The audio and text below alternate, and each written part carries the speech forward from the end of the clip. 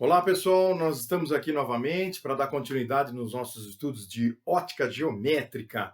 E agora um assunto que é continuidade da refração.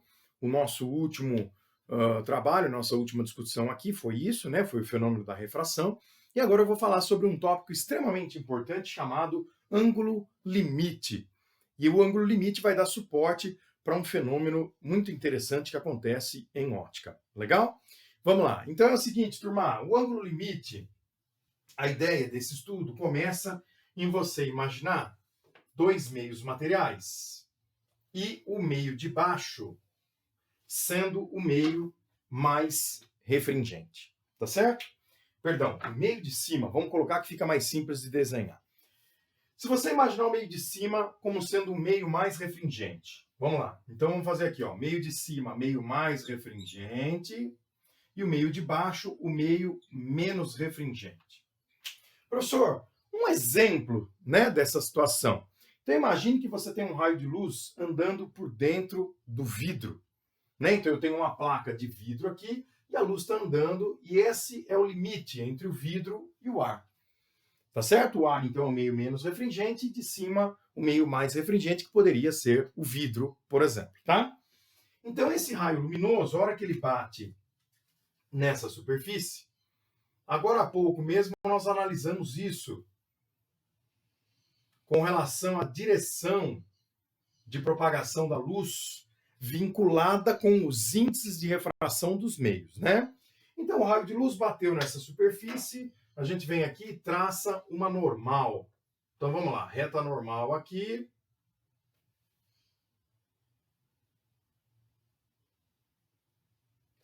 E aí você faz aquela brincadeira que nós acabamos de analisar para poder descobrir o que vai acontecer com o raio de luz. Então eu tenho aqui o ângulo de incidência. E aí a brincadeirinha, que na verdade vem do conceito técnico, né? A brincadeira tem que ser fundamentada numa estrutura técnica, nunca só guardar, decorar uma relação sem saber de onde ela vem, né?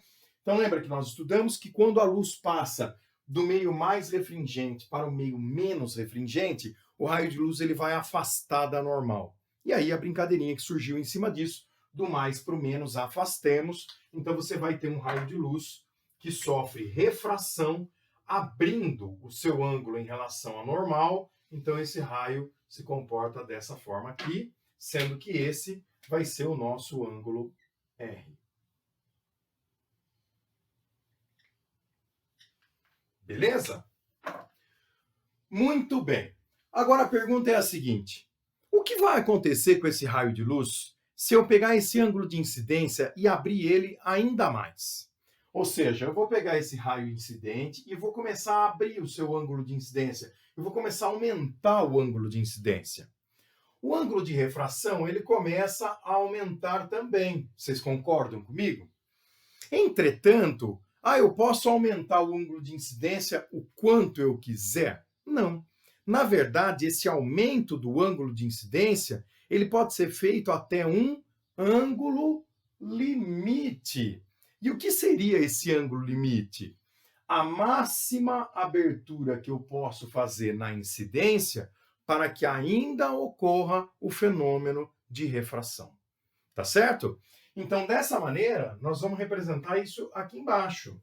Esse segundo desenho, ele seria o mesmo raio de luz, o mesmo par de meios, entretanto, esse raio de luz com uma inclinação acentuada a tal ponto de estar nesta condição de ângulo limite, tá?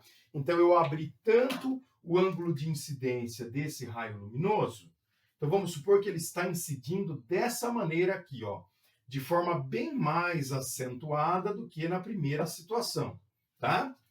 Então vamos supor que esse seja o nosso ângulo limite.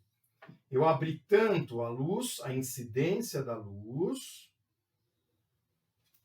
a tal ponto desse ângulo ser o nosso ângulo limite,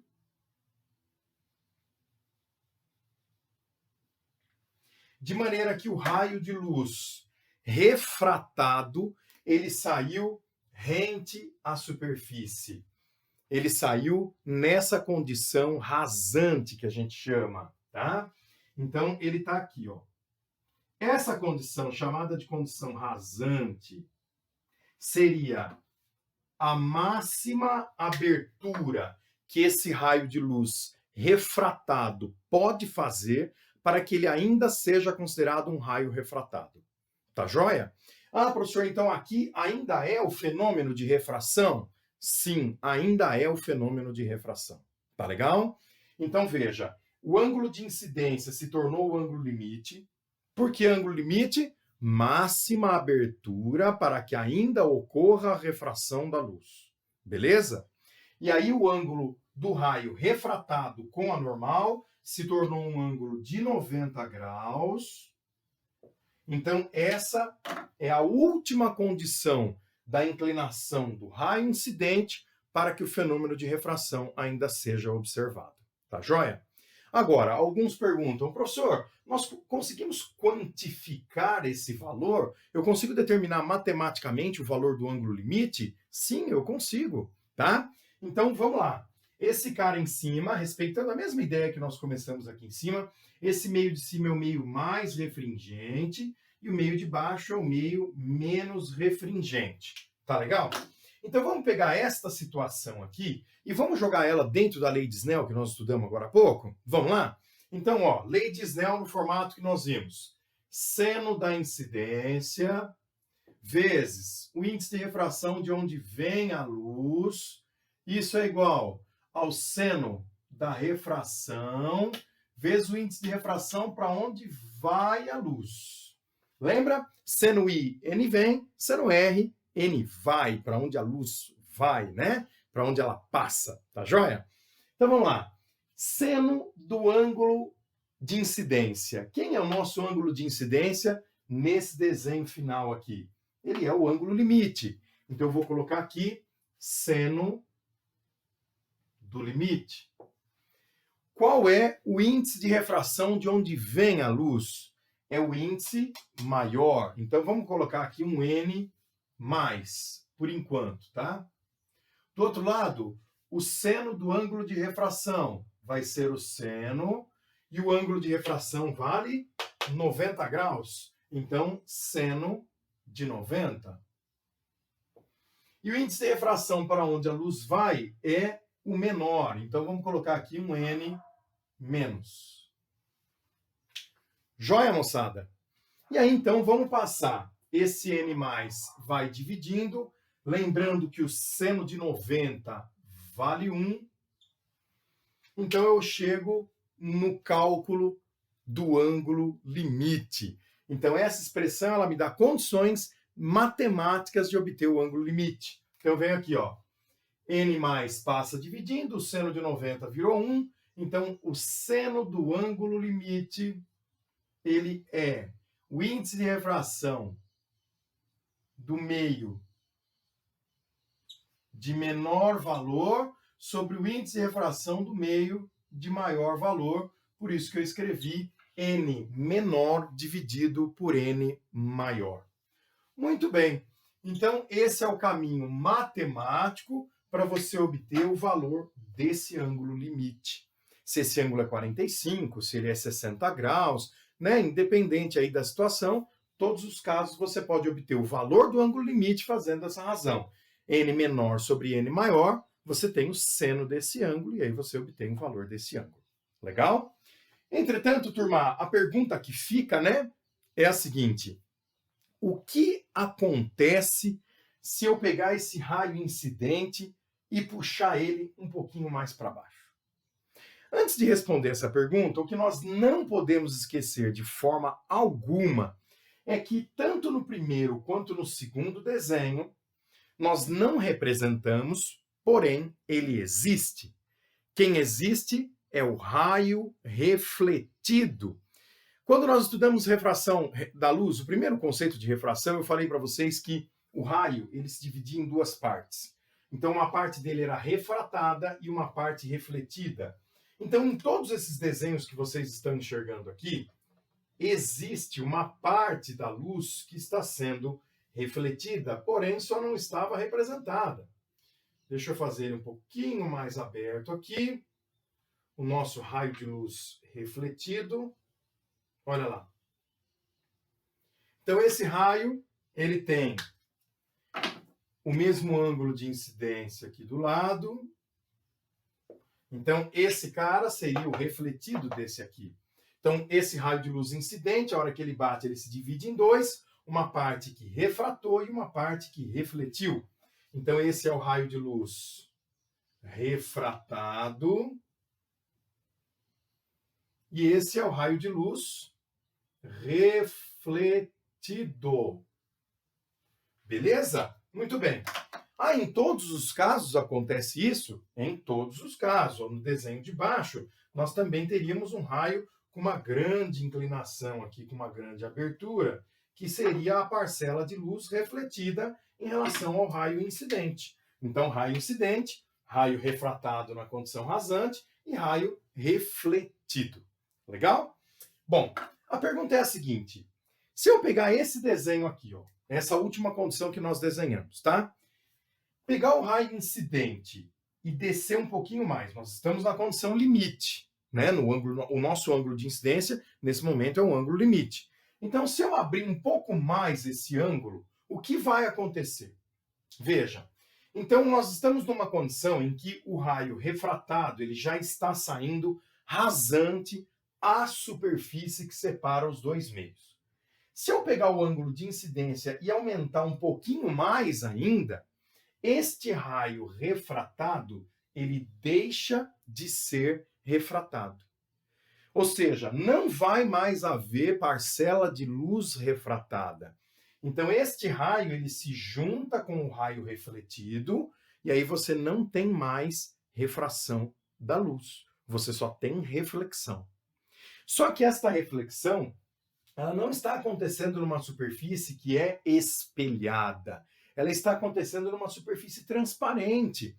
Veja, esta é a divisão entre meios, por exemplo, como vidro e ar. Então, a luz, ao bater no vidro, teoricamente, né, as pessoas pensam, ela sempre passa para o ar. Não, se você pegar o ângulo de incidência da luz e fizer esse ângulo ser bem acentuado, você ultrapassando o ângulo limite, você faz com que o raio refratado se junte com o raio refletido, e aí você não tem mais parcela de luz passando para o lado de fora, passando para o ar.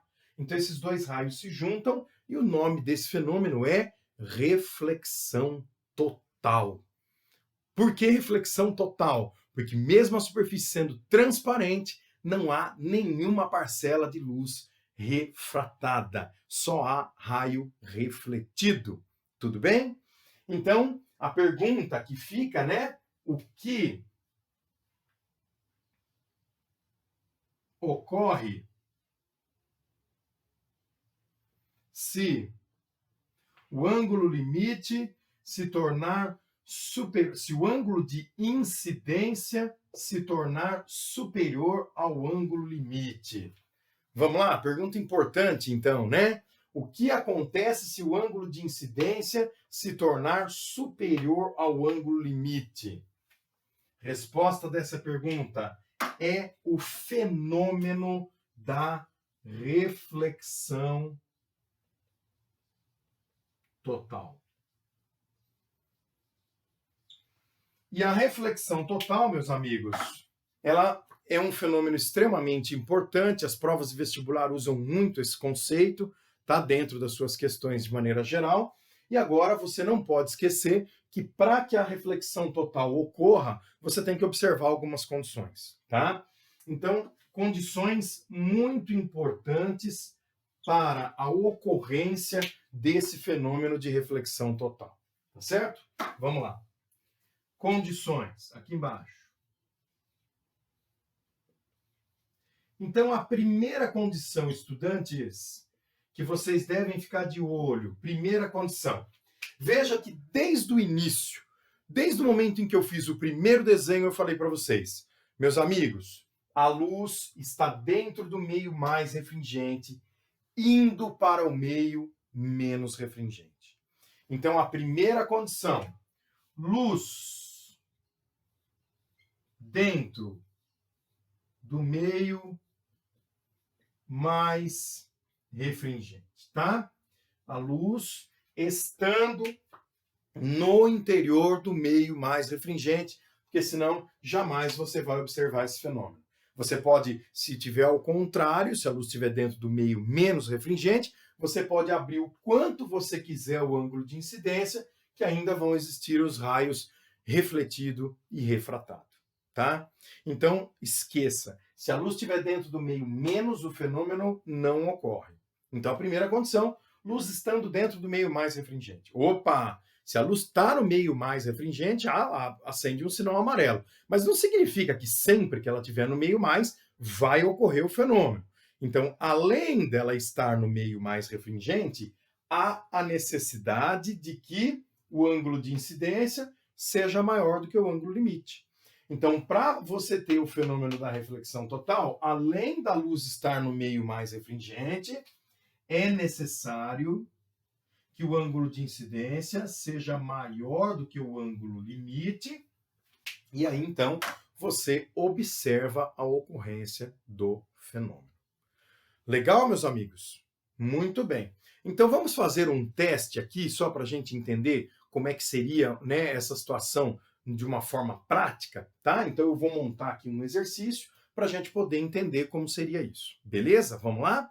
Então, anotem aí as condições para a reflexão total, esse fenômeno, né, em que você passa a ter só um único raio de luz, esses dois raios estariam juntos, então você ia ter um raio que bate, reflete e não tem nenhuma parcela desse raio que estaria refratando, mesmo isso aqui sendo uma superfície transparente. Legal?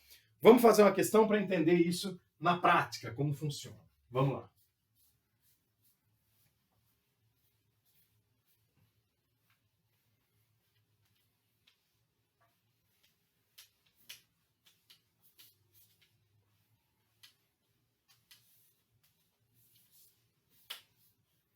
Muito bem.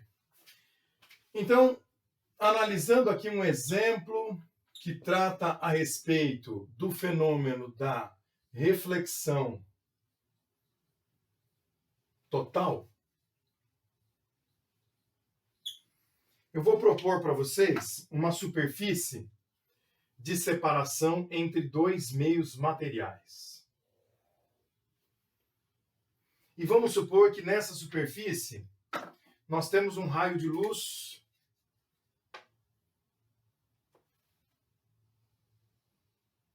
incidindo aqui. Vamos traçar uma normal.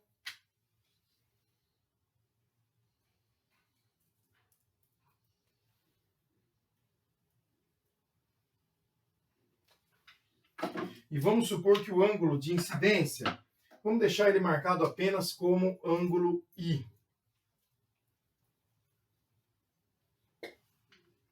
E que aqui em cima seja o meio mais refringente e que embaixo seja o meio menos refringente. Tá joia? Então, esse meio de cima, vamos chamar ele de meios A e B, tá bom? Então, aqui, meio A. E aqui embaixo, meio B. Os índices de refração de A valendo 2. E o índice de refração de B valendo 1. Tá joia? Então, vamos responder a uma pergunta bem simples. O que ocorre quando o ângulo de incidência for, vamos lá, na letra A, 20 graus, na letra B, 30 graus,